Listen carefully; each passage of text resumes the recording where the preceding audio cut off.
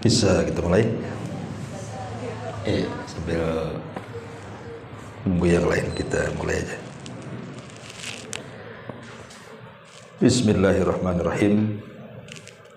Assalamualaikum warahmatullahi wabarakatuh. Alhamdulillah wassalatu wassalamu ala Rasulillah wa ala alihi wa sahbihi wa mawalah wa la hawla wa la quwata illa billahi wa ba'du. Alhamdulillah, segala puja dan puji hanya milik Allah subhanahu wa ta'ala. Salat dan juga salam tak henti-hentinya kita hadiahkan kepada Rasul kita Nabi besar Muhammad sallallahu alaihi wa ala alihi wasallam. Ma'asyiral muslimat yang dimuliakan Allah subhanahu wa ta'ala, alhamdulillah di pagi ini kembali kita bisa duduk untuk bertalabul ilmi. Dan pembahasan di pagi hari ini kita akan membahas tentang rahasia di balik disyariatkannya berwudu. Kita tidak hendak bicara tentang fikih wudu karena ma'ruf fikih wudu sering dibahas. Kita hanya ingin mengupas tentang syariat wudu itu dari segi yang lain, manfaat daripada wudu dari segi jasmani dan juga rohani, karena berkaitan dengan masalah tazkiyatun nafsi, membersihkan jiwa.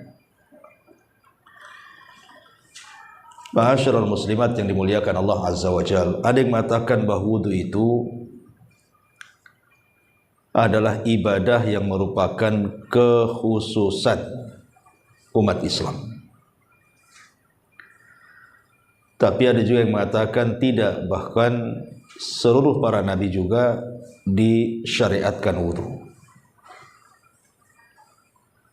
Tapi ada juga yang mengatakan maksudnya dikhususkan syariat wudu kepada umat Islam itu caranya,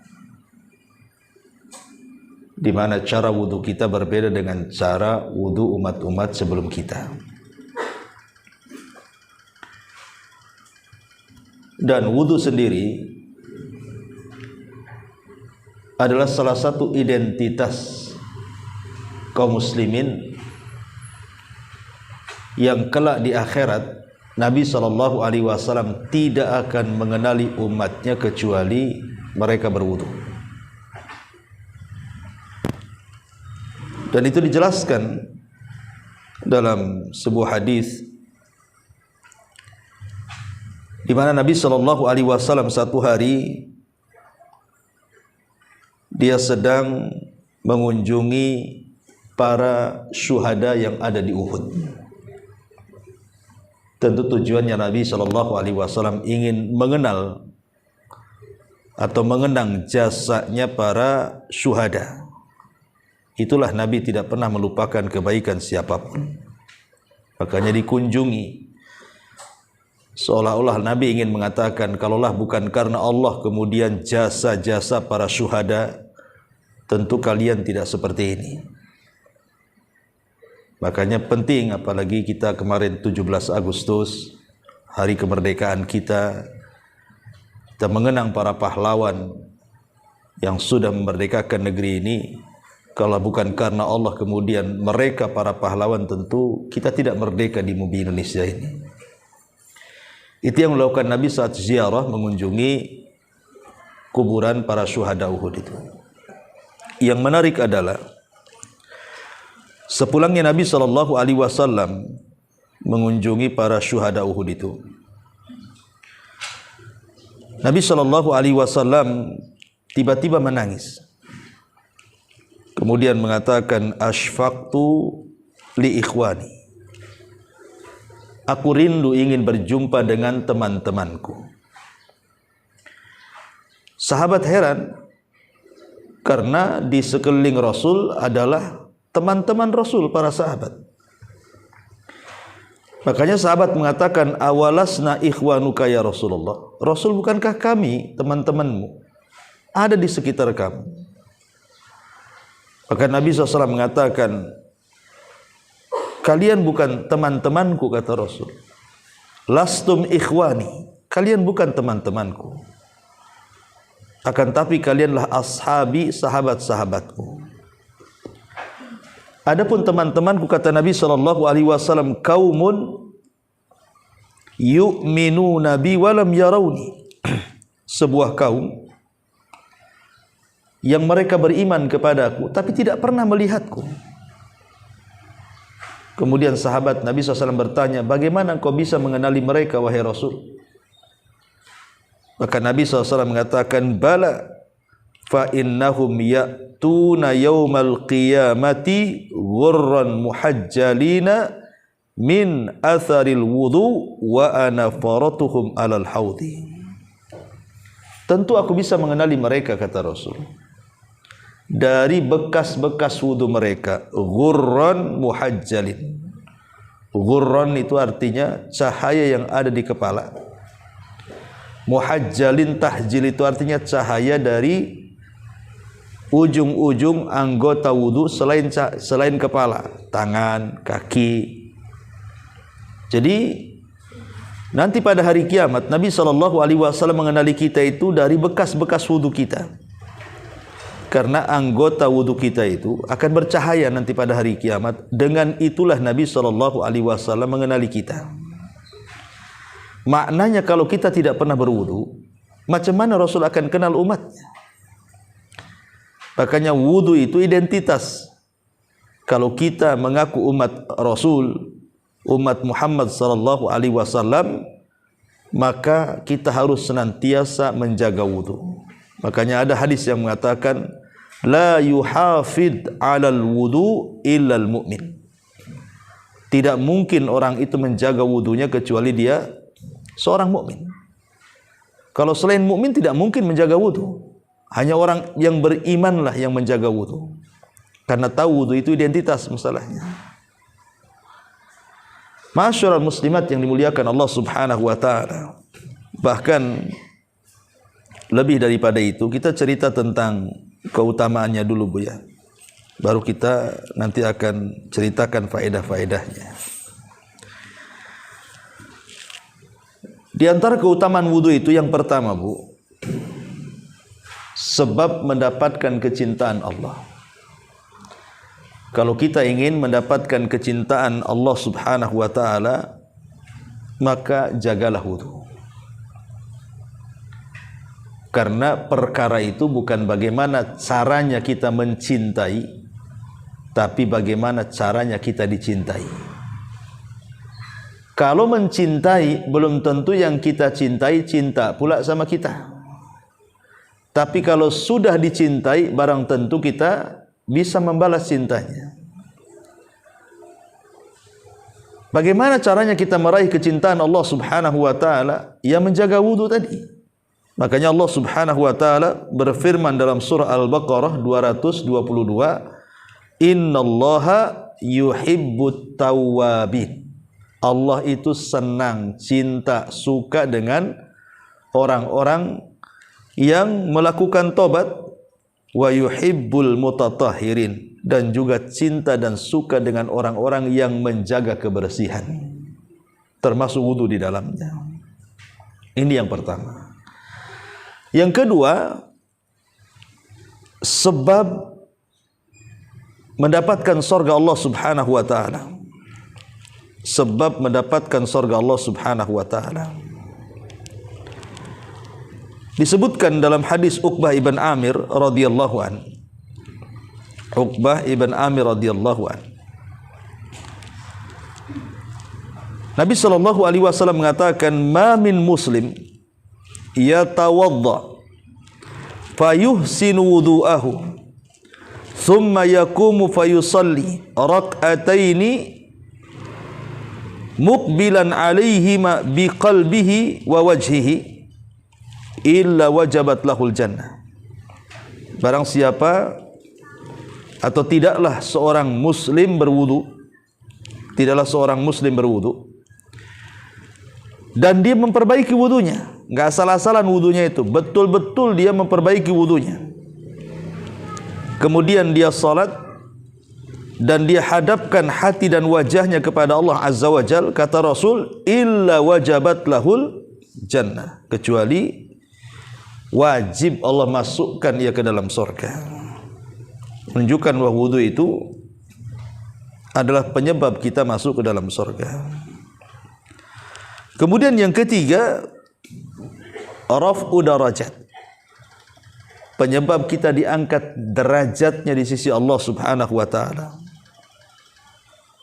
Makanya hadis Abi Hurairah radhiyallahu an, Nabi sallallahu alaihi wasallam mengatakan, ala adullukum ala ma yamhullahu bihil khataya wa yarfa'u bihi darajat. Qalu bala ya Rasulullah.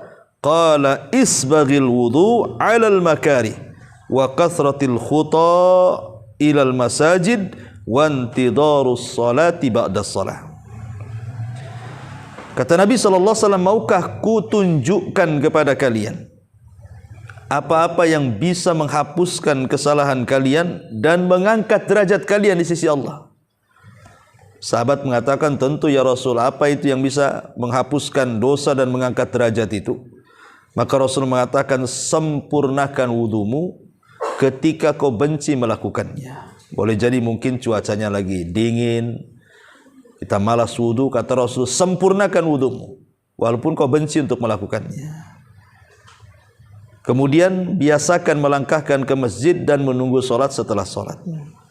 Dari sini menunjukkan bahwa di antara sebab diangkatnya derajat kita adalah berwudu. Kemudian yang keempat, dan ini yang luar biasa, adalah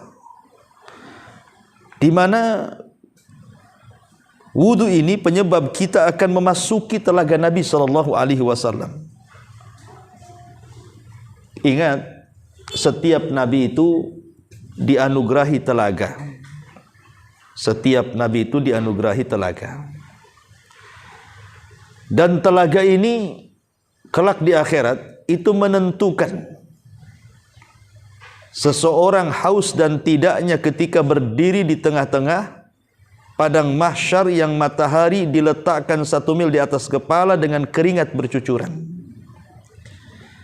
Karena siapa yang minum dari telaga itu, lam yadma abada, tidak mungkin haus selamanya. Lah orang-orang yang berwudu itu, mereka ada kesempatan minum dari telaga Nabi sallallahu alaihi wasallam. Makanya setelah Nabi sallallahu alaihi wasallam menyebutkan nanti pada hari kiamat dia akan mengenali umatnya dari cahaya wudu, maka Nabi sallallahu alaihi wasallam di ujung hadis mengatakan, wa ana faratukum alal haudi, dan aku menunggu kalian di telagaku. Subhanallah. Maka berwudu ini penting, walaupun hanya dalam rangka memperbaharui saja. Pamannya ibu masih belum batal sih. Pamannya duhur, ibu sudah wudu, belum batal sampai asar. Apa salahnya memperbaharui wudu? Kan ada baiknya juga. Walaupun ibu tidak batal, karena termasuk sunnah Nabi SAW itu berwudu untuk setiap 1 kali sholat, walaupun belum batal. Itu sunnah hukumnya. Tajdid al-wudu namanya ya, memperbaharui wudu. Kemudian yang nomor 5, takfirul khotoya. Wudu itu bisa menghapuskan kesalahan-kesalahan kita. Yang namanya hidup tubuh ya. Saya, ibu, siapapun bu, kita ini banyak melakukan dosa kan bu. Entah dosa lisan kita, entah dosa hidung kita, entah dosa mata kita, entah dosa tangan kita, entah dosa kaki kita. Kita tidak tahu. Setiap hari itu pastilah kita ini melakukan dosa dari anggota-anggota badan kita itu.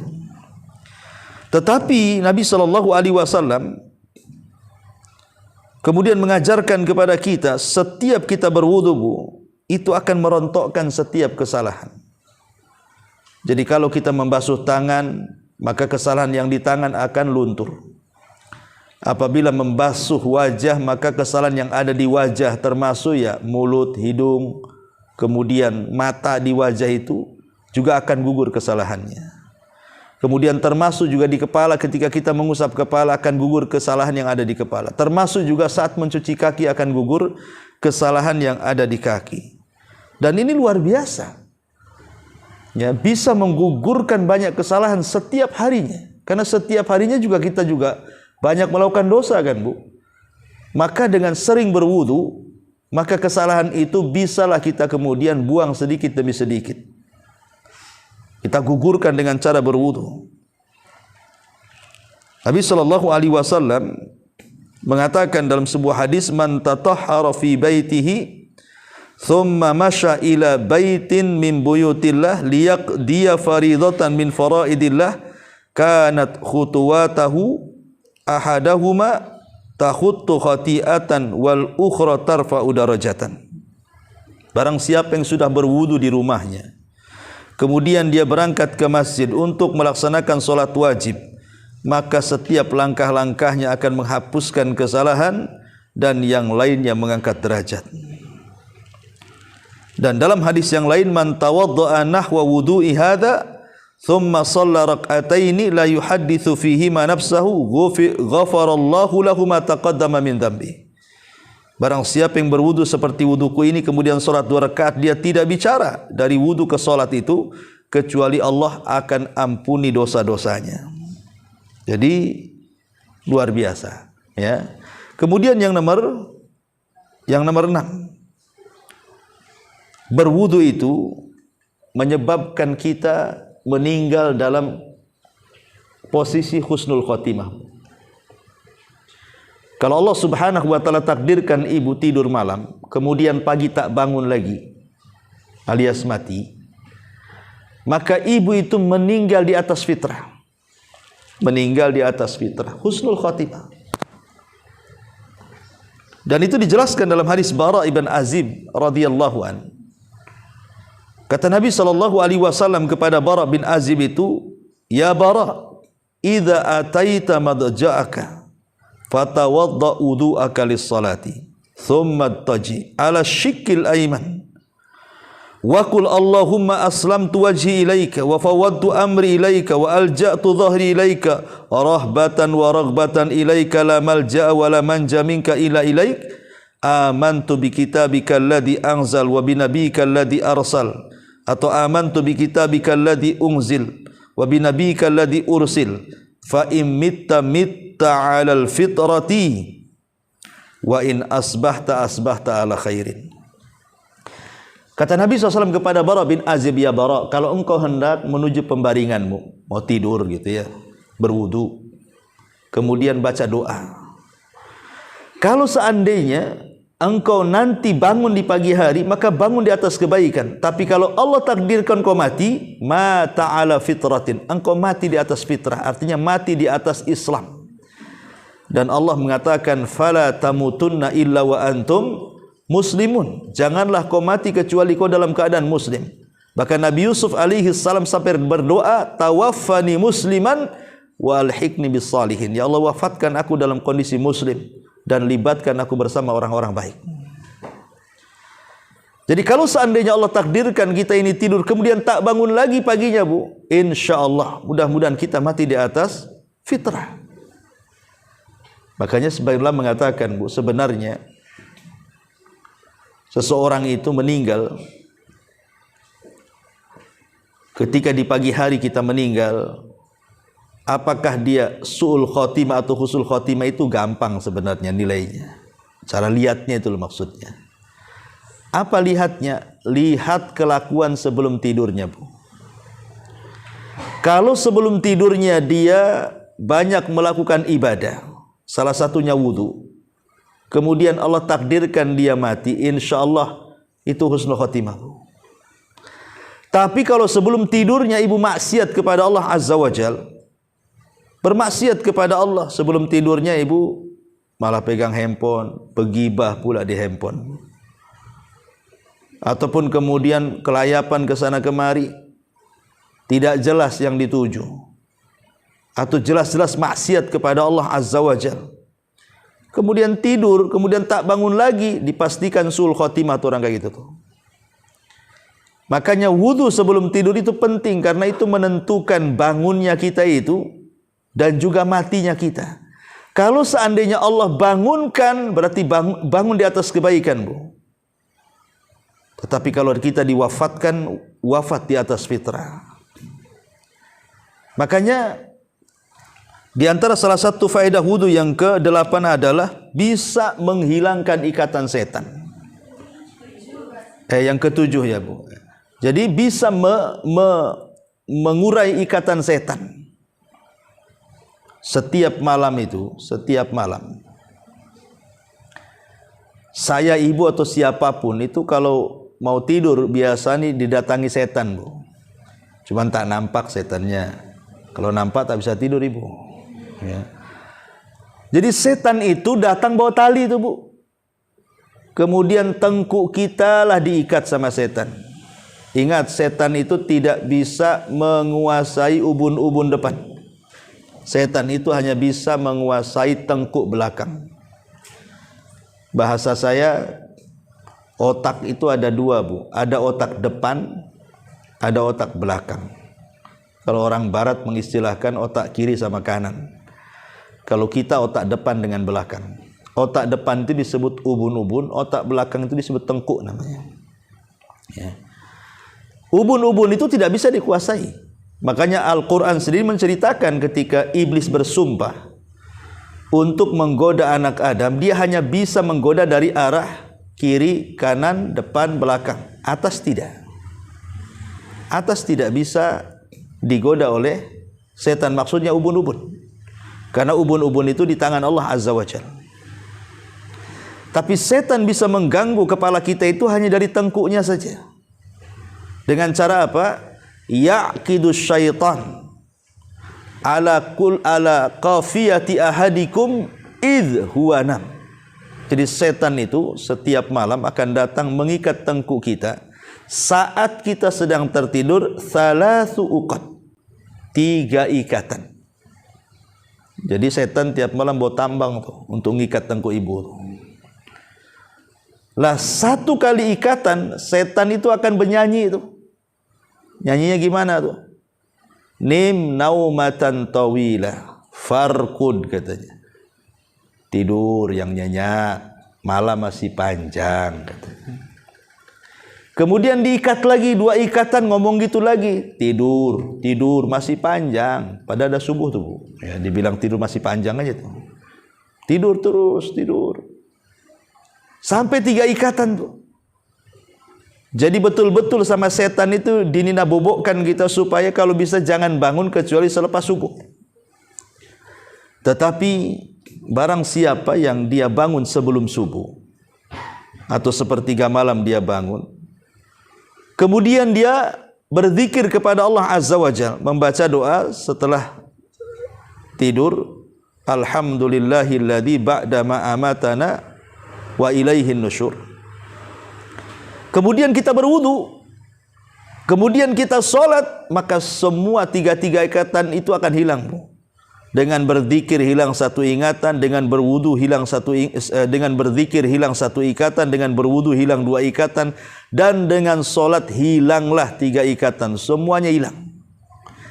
Kemudian Rasul mengatakan, kalau sudah hilang ikatan-ikatan setan itu, maka dia di pagi harinya itu nasyitun thayyibun nafsi. Dia akan semangat hidupnya dan jiwanya akan bersih. Hidupnya akan semangat, jelas tujuan hidupnya untuk apa, dan dia pun menjadi semangat betul-betul karena jiwanya itu bersih.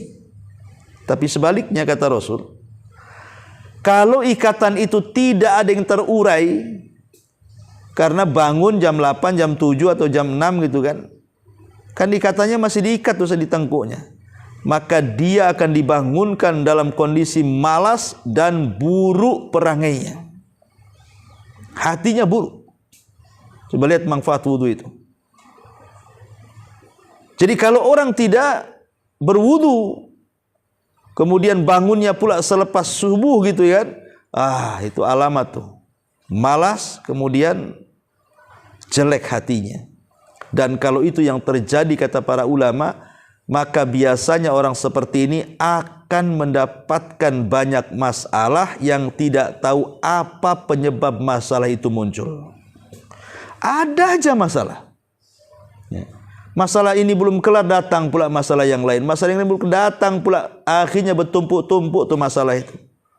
Akhirnya dia malas, tidak berani menghadapi, tidak berani menyelesaikan, karena jiwanya jelek. Tapi kalau seandainya jiwanya baik, dia semangat, masalah sebesar apapun Allah akan tolong baru menguraikannya. Itulah manfaat wudu tuh di situ tuh. Ya.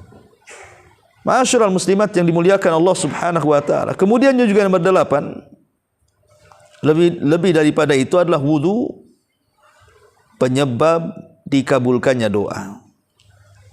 Jadi kalau ibu sebelum berdoa kemudian berwudu, kata Rasul, ma min muslimin,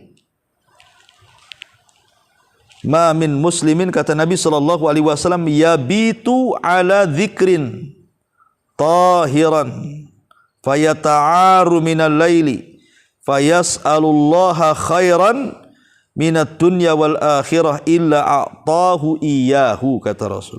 Barang siapa seorang mukmin dia tidur malam kemudian dalam kondisi bersih, artinya dalam kondisi berwudu, kemudian tengah malam dia bangun dan meminta sesuatu kepada Allah, kecuali Allah akan berikan semua permintaannya. Hadis dikeluarkan Abu Dawud. Lihat bagaimana keutamaan wudu begitu dahsyatnya dijelaskan oleh hadis-hadis Nabi sallallahu alaihi wa ala alihi wasallam. Ma'asyiral muslimat yang dimuliakan Allah Subhanahu wa taala. Kemudian apa lagi? Bahwa yang nomor 9, ya, wudu ini dijelaskan al-wudu nisful iman. Wudu itu separuh daripada keimanan. Dan itu disebutkan dalam hadis Abi Malik Al-Asy'ari radhiyallahu an, Rasul mengatakan at-tuhuru syatrul iman, bahwa kebersihan itu separuh dari keimanan. Separuh keimanan, artinya iman itulah yang bisa menjaga kehidupan kita. Kita ini tidak melakukan maksiat itu karena ada iman. Karena orang bermaksiat itu hilang imannya. Sehingga kalau seandainya kita berwudu, minimalnya menjaga keimanan separuh kita itu, dan tidak sampai hilang total gitu ya. Dan yang terakhir tentunya wudu sendiri adalah dalam rangka al-iqtida. Iqtida itu artinya mencontoh Nabi sallallahu alaihi wasallam. Inilah diantara fadilah wudu. Taib. Kita masuk kepada manfaat wudu.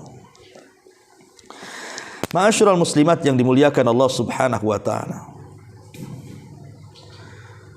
Kita tahu bahwa ketika ibu berwudu, saya atau siapapun ketika berwudu kan di antara yang dibasuh itu adalah tangan, kepala, kedua telinga, kaki, kan itu anggota-anggota wudu kan itu. Manfaatnya apa sebenarnya? Manfaatnya itu loh apa membasuh-basuh itu. Kita ambil manfaat di akhirat dulu. Ma'asyiral muslimat yang dimuliakan Allah Azza wa Jalla, ada sebagian ulama itu ingin mengungkap rahasia di balik wudu itu. Di antara manfaat di akhiratnya adalah ketika ibu ini mencuci kedua tangan atau mencuci tangan lah sebelah kanan gitu ya, ketika berwudu ibu mencuci sebelah tangan yang kanan dulu baru kiri kan, seolah-olah dia ingin mengatakan kepada Allah Azza wa Jalla, ya Rabb, semoga nanti kelak pada hari kiamat ketika catatan-catatan amal itu diterbangkan, aku bisa mengambil dengan tangan kananku ini. Sehingga dengan itulah aku mendapatkan hisab yang mudah. Lah ketika kita membasuh tangan kiri pun juga sama. Semoga kita terhindar dari mengambil catatan itu dengan tangan kiri. Semoga dengan itu kita tidak mendapatkan hisab yang sulit. Ini diantara faedah membasuh tangan. Kemudian ketika kita membasuh kepala, seolah-olah kita mengatakan kepada Allah, ya Allah, haramkan kepalaku dari api neraka, dan jagalah isi kepalaku. Jadi ketika membasuh kepala, seolah kita meminta kepada Allah agar kepala kita ini dihindarkan dari api neraka dan dijaga isi kepala kita ini, supaya tidak terkena banyak syubhat yang akhirnya menyesatkan kita. Begitu juga ketika kita mencuci telinga, kita meminta kepada Allah agar telinga kita itu tidak membiasakan mendengarkan kecuali yang baik-baik. Begitu juga ketika kita berkumur-kumur, kita meminta kepada Allah mudah-mudahan lisan ini tidak mengucapkan kecuali kalimat yang baik. Begitu juga ketika kita mencuci kaki, kita berharap bahwa kaki yang kita cuci ini betul-betul ditetapkan ketika melangkah di titian Shiratal Mustaqim. Itu rahasia manfaat wudu yang tersembunyi kan untuk kelak hari kiamat. Adapun manfaat dari segi kesehatan sudah jelas lah kan Bu, ya, ditinjau dari apapun, dari medis, kedokteran, wudu ini luar biasa. Sebelum ada kita ini diperintahkan ataupun dianjurkan kemarin waktu corona kan Bu, kita disuruh mencuci tangan. Islam loh sudah 14 abad yang silam loh menyuruh kita untuk mencuci tangan. Saat berwudu bahkan 5 kali sehari kita mencuci tangan itu. Kemudian juga kalau kita juga melihat secara medis, konon katanya kan banyak bakteri-bakteri yang ada di mulut kita ini. Kalau kita kemudian berkumur-kumur, makanya kenapa berkumur-kumur itu dengan cara madmadah Bu? Madmadah itu kan bukan hanya memasukkan air ke mulut kemudian ditumpahkan lagi, tidak. Tetapi betul-betul dimadmad, dikumur-kumur atau digerak-gerakkan supaya air itu menyentuh langit-langit lisan atas, bawah, kemudian kotoran-kotoran gigi itu supaya keluar kan Bu. Ya karena manfaatnya tadi.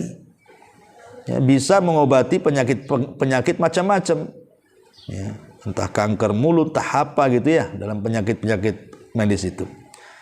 Begitu juga hidung kan, biasanya kan bakteri sering masuk tuh ke hidung tuh.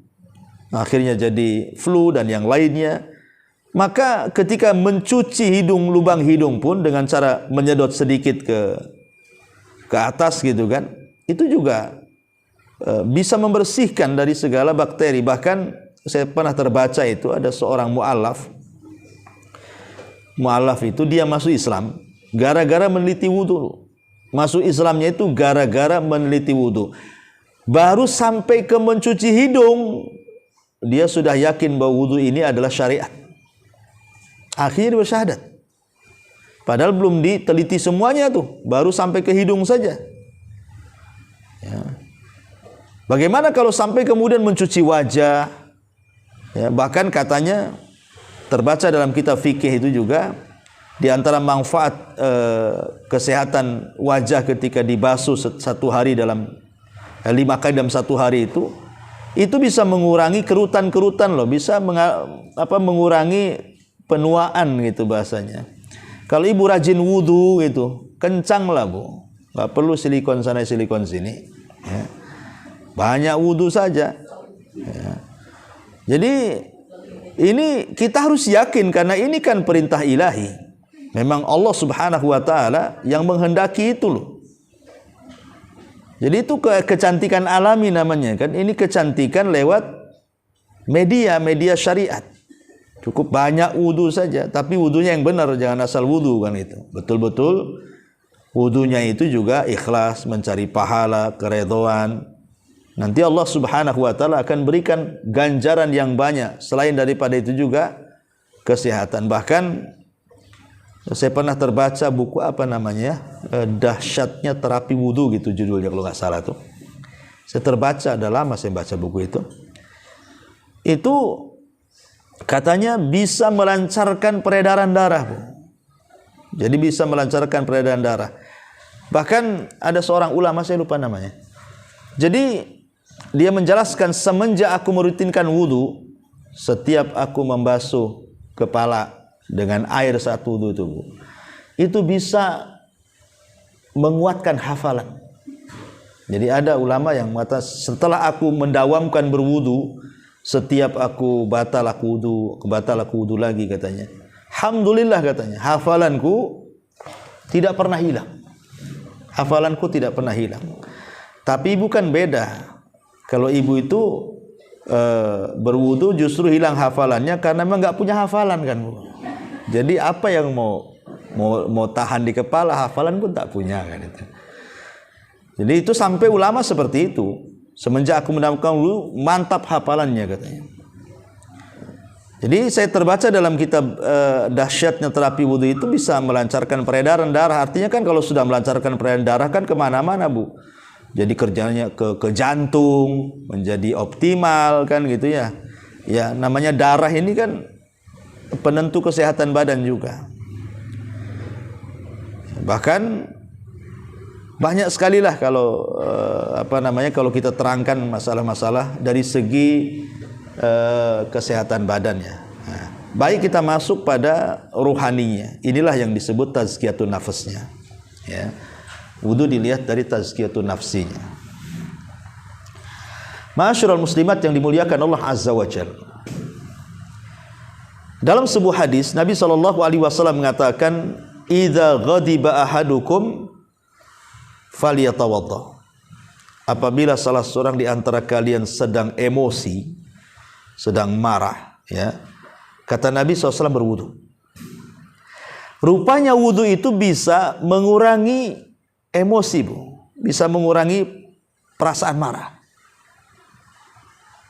Kenapa demikian? Alasannya karena marah itu dari setan, dan setan itu tercipta dari api, dan api itu hanya bisa dipadamkan dengan air. Makanya ketika seseorang berwudu, hakikatnya sedang memadamkan bara api syaitan. Sehingga hati yang tadinya bergejolak, marah, emosi, itu pelan-pelan menjadi redam. Itu kan tazkiyatun nafasnya di situ. Ya, bisa membersihkan, menjernihkan hati yang tadinya kalut, emosi, marah, wudu. Makanya kalau ibu lagi marah sama suami, wudu. Masih marah lagi, wudu lagi sampai habis tuh satu bak mandi. Kata Nabi SAW, apabila sedang berdiri marahnya duduk kan itu ya. Apabila sedang duduk masih marah, baring. Apabila baring juga masih marah, wudu. Nah, ini wudu penentu nih, terakhir wudu. Kemudian sholat. Jadi salah satu terapi orang sedang emosi itu berwudu. Maka ini bisa menjernihkan hati wudu ini. Ini dari segi tazkiyatun nafasnya. Kemudian juga yang kedua, hadis yang tadi saya baca, Bu. Hadis dari Abu Hurairah radhiyallahu an. Nabi SAW mengatakan, ya'kidu syaitan ala qafiyati ra'si ahadikum idza huwa nam thalatha uqadin. Jadi setan itu mengikat tengkuk salah seorang di antara kalian apabila tertidur 3 ikatan. Kemudian di ujung hadis Nabi SAW mengatakan, fa in sallah in halat uqdata kullaha fa asbaha nasyitan tayyiban nafsi wa illa asbah khabithan nafsi kaslan.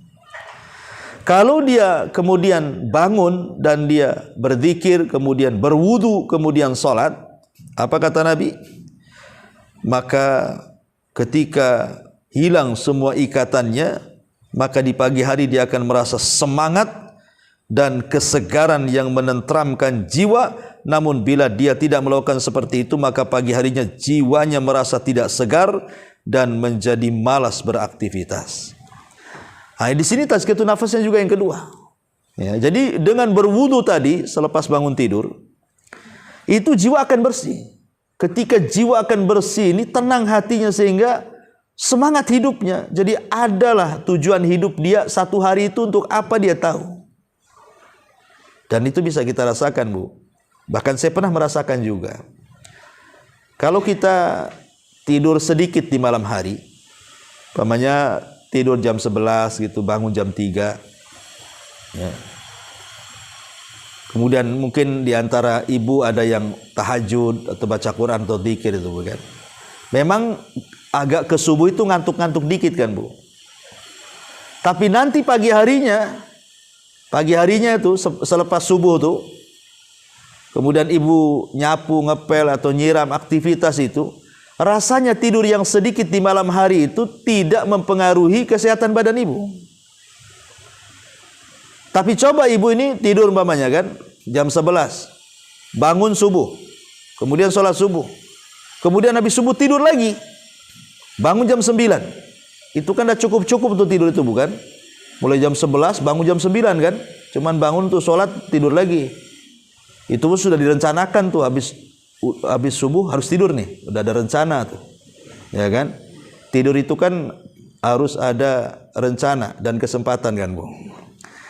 Nah, kemudian bangun jam 9, ibu rasakan badan ibu seperti apa tuh?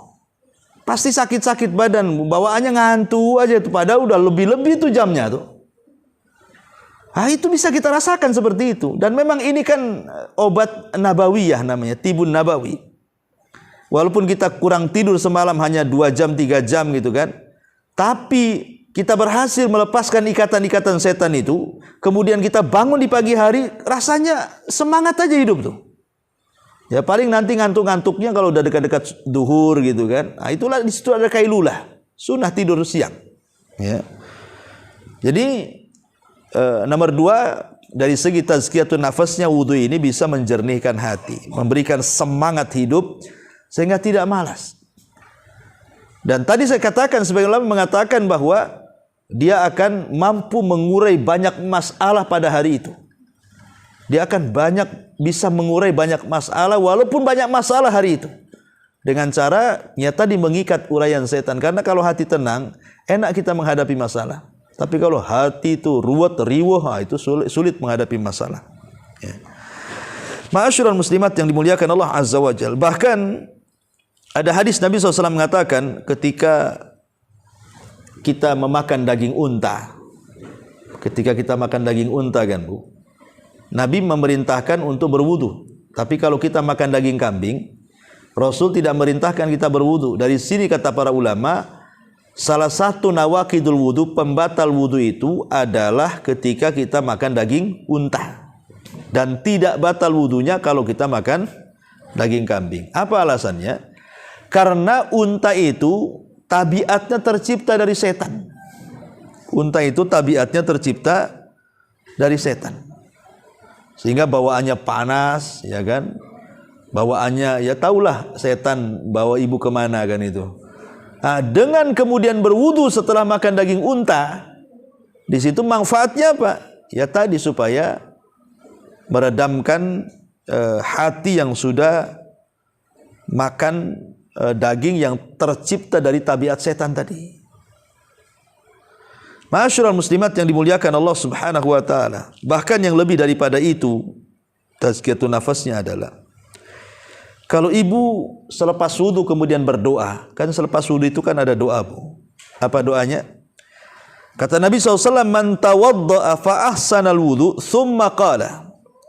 Barang siapa yang berwudu, kemudian dia perbaiki wudunya tuh. Kemudian dia berdoa selepas wudu, asyhadu an la ilaha illallah wahdahu la syarikalah, wa asyhadu anna Muhammadan abduhu wa rasuluh. Allahumma ij'alni minat tawabina waj'alni minal mutatahhirin. Futihat lahu thamaniyatu abwabil jannah yadkhulu min ayyiha sya'a. Kata Rasul. Kemudian dia berdoa, aku bersaksi tidak ada sesembahan yang berhak disembah kecuali Dia, dan aku bersaksi Muhammad adalah hamba dan Rasulnya. Ya Allah, jadikan aku termasuk hamba-hambamu yang bertobat, dan jadikan aku termasuk hamba-hambamu yang senantiasa bersuci. Maka kalau kita membaca doa ini, Allah akan buka padanya 8 pintu sorga, dan ia boleh masuk dari 8 pintu sorga yang ia kehendaki. Pendek tapi luar biasa. Ya Allah. Jadi doa habis wudu pendek, asyhadu an la ilaha illallah wa asyhadu anna Muhammadan abduhu wa rasuluh. Allahumma ij'alni minal tawabina waj'alni minal mutatahhirin. Tapi lihat faedahnya. Ya. Di dalam kandungan doa selepas wudu itu inti daripada tauhid, Bu.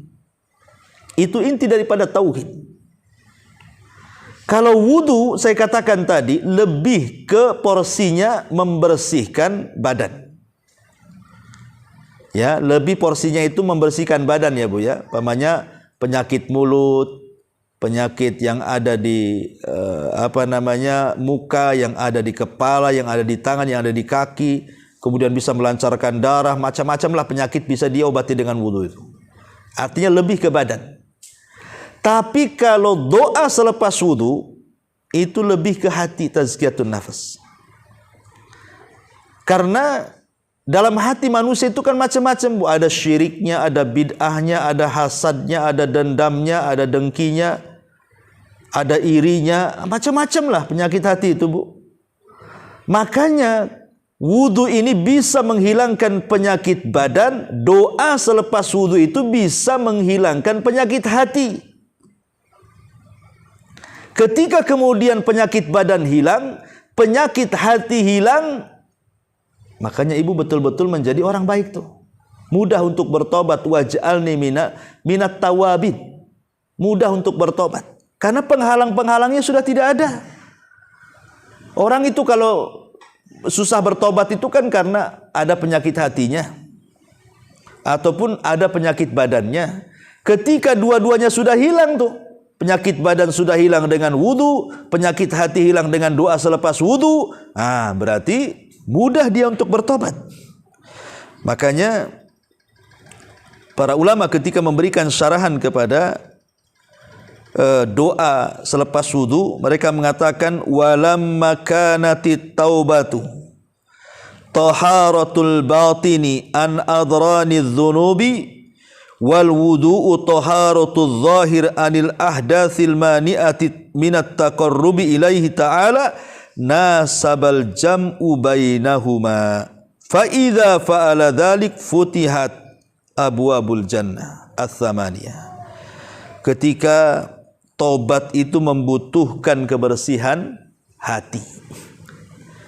Ketika tobat itu membutuhkan kebersihan hati, dan itu bisa dilakukan dengan cara apa? Doa selepas wudu.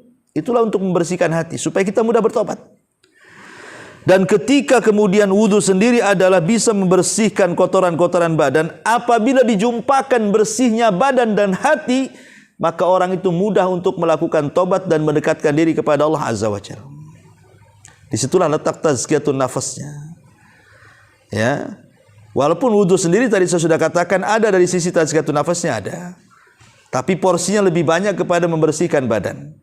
Tapi kalau ingin lebih membersihkan hati, artinya ingin sempurna badan bersih, hati bersih, jangan tinggalkan doa selepas wudu. Jangan. Sayang gitu kan, karena banyak di antara kita itu yang melalaikan doa selepas wudu. Dia hanya mementingkan kebersihan badan, tapi bersihnya hati tidak. Padahal justru doa selepas wudu pun tak kalah pentingnya dengan wudunya tuh. Karena beda manfaatnya. Kalau wudu membersihkan badan, kalau doa selepas wudu membersihkan hati. Maka saya nasihatkan, jangan tinggalkan. Kan sebentar saja kok asyhadu an la ilaha illallah wahdahu la syarika lahu wa asyhadu anna Muhammadan abduhu wa rasuluh. Allahumma ij'alni minat tawwabin waj'alni minat mutatahhirin. Kan sebentar aja, Bu. Tapi lihat manfaatnya. Luar biasa. Ya. Ma'asyiral muslimat yang dimuliakan Allah Subhanahu wa taala, inilah di antara manfaat wudu ditinjau dari segi tazkiyatun nafas. Taib, sampai di sini, Bu. Kita buka tanya jawab saja. Silahkan kalau ada yang mau bertanya. Ya, tafadhali.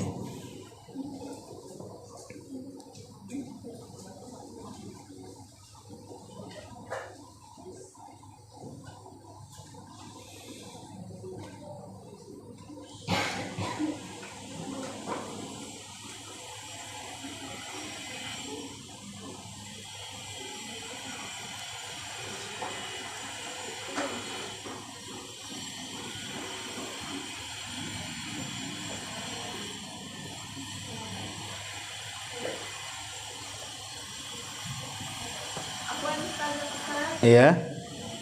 Mic-nya nggak ikutin saya sih. Gimana? Tanya, Iya. kalau wudhunya itu kan di dalam toilet, kalau kita nggak punya khusus wudhu, itu ada yang bilang boleh, ada yang bilang tidak, itu gimana Ustaz? Hukum wudhu dalam toilet. Ya. Ya, alhamdulillah hukum wudhu dalam toilet tidak ada masalah. Tetapi jangan membaca basmalah di dalam toilet. Baca basmalahnya di luar toilet. Ya, walaupun ada sebelah mengatakan dalam hati. Begitu juga berdoanya jangan dalam toilet, tetapi setelah keluar toilet. Jadi dalam toilet itu hanya gerakan-gerakan wudhu saja. Kalau sudah menyebut nama-nama Allah, doa-doa, maka tidak boleh di dalam toilet itu.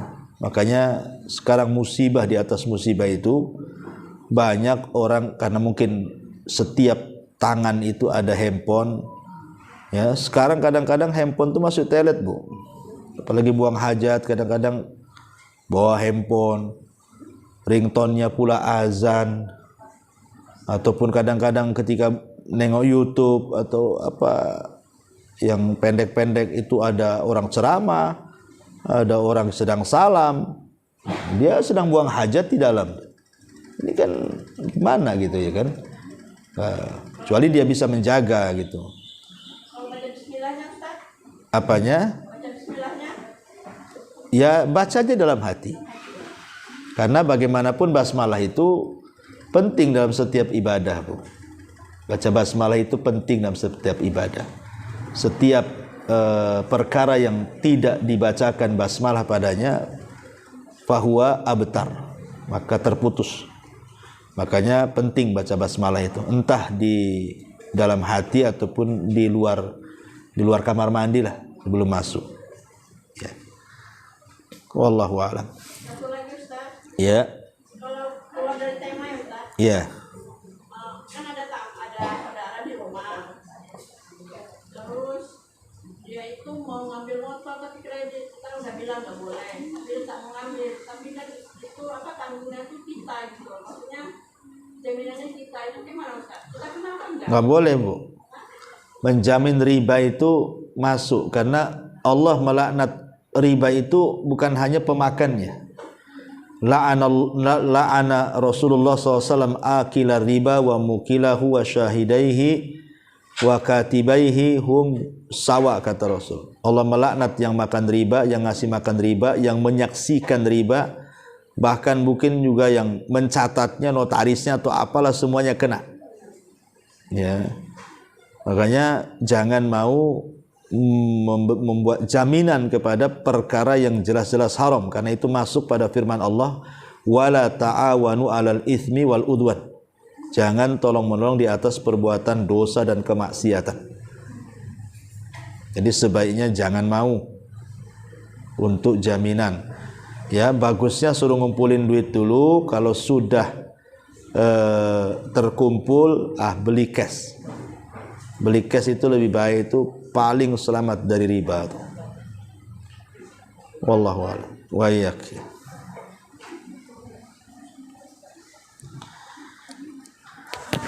Ya.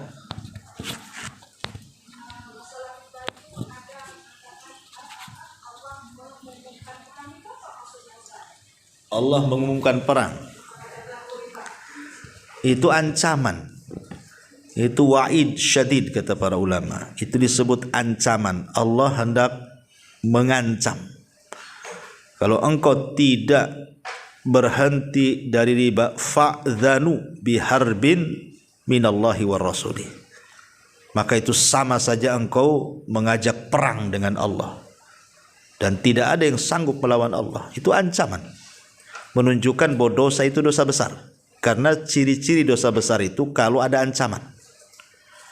Setiap dosa yang ada ancamannya dipastikan dosa besar. Jadi Allah mengancam. Siapa yang bisa menang lawan Allah? Ya. Dan serendah-rendahnya dosa riba itu seperti menggauli ibunya sendiri. Dosanya itu. Bahkan 1 dirham uang riba itu lebih besar dosanya dibandingkan 36 kali berzina. Dalam hadis yang sahih seperti itu. Jadi mengeri riba itu. Bahkan nanti pada hari kiamat, kalau dia dibangkitkan, dia seperti orang kesurupan. Seperti orang kesurupan, gak bisa berdiri, Bu. Pada hari kiamat tuh gak bisa berdiri dia. Taulah orang kesurupan kan, guling sana, guling sini. Orang pemakan riba itu nanti kalau dibangkitkan seperti itu, naudzubillah. Seperti kesurupan. Makanya Allah mengatakan, alladzina ya'kuluna riba la yakumuna illa kama yakumul ladzi yatakhabbathu syaitanu minal mas. Para pemakan riba di dunia itu, mereka tidak akan berdiri kecuali seperti orang yang kesurupan setan. Nah, itu kan ngeri, ya. Jadi sebisa mungkin lah. Ya memang kita tidak bisa menghilangkan riba 100% dalam kehidupan kita, Bu, karena memang riba sendiri kan sudah melingkari kita. Tidak ada di antara kita kecuali pasti ada uang di bank. Nggak mungkin Ibu nggak nyimpan uang di kasur kan, Bu. Pasti digondol orang, dan yang gondolnya orang dalam biasanya. Itu kalau ya sekarang semua sudah pakai rekening. Kadang-kadang kita memang bank syariah, tapi kadang-kadang yang ditransfer bukan syariah, atau yang ngirim juga bukan syariah. Macam-macam lah. Tapi yang namanya sebuah kemungkaran, kalau tidak bisa dihilangkan 100%, minimal dikurangi lah. Ya, jangan terlalu dalam gitu. Apalagi riba sendiri sekarang memang hampir semua ya dikepung oleh riba itu. Sampai riba itu ke pagar-pagar rumah sudah riba, Bu. Sampai ke pohon mangga ada riba. Coba saja, Bu, nanti ada pengumuman silahkan pinjam dengan buka sekian, cetek taruh di pagar Ibu. Bayangkan riba ada di pagar, Bu. Ada di pohon pisang, pohon mangga, semua ada. Gitu. Jadi makanya riba ini udah di mana-mana nih masalahnya. Susah kita mau keluar riba tuh. Ya kita berdoa sajalah, mudah-mudahan tidak terlibat. Kalaupun harus terlibat, ya jangan sampai kemudian terlibat. Tapi kalau kita memang tidak terpaksa sama sekali, ya janganlah sampai tadi membeli rumah atau membeli kendaraan gitu ya. Lebih baik ngontrak, lebih berkah daripada ngeredit tapi nyusahin daripada kena riba. Itu susah, Bu. Hidupnya susah kena riba. Wallahu a'lam. Ya.